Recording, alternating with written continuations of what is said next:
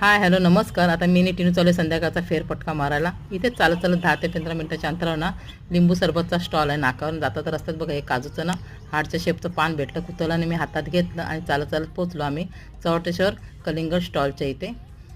आणि हा स्टॉल ना चौवटेश्वर मंदिर आहे ना आमच्या उंबरमाळ्यातलं, त्याच्या रस्त्याला लागूनच आहे. त्यांनी ना कलिंगड पण विकायला ठेवली आहेत. आणि त्यांना माझे सबस्क्रायबर त्यांना ना शूट करतो म्हणून हसायला येतं. त्यांना आम्ही ना 2 लेमन सोडा बनवायला सांगितला.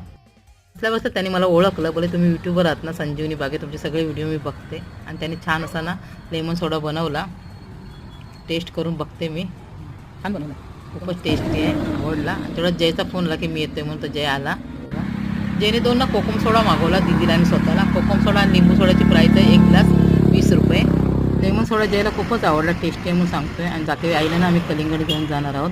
चालत चालत अंधारात आम्ही घरी पोहोचलो, जेवलो, निवांत खळ्यात बसलो आहे. हवेत थोडा गारवा आहे. आपण पुन्हा भेटूया.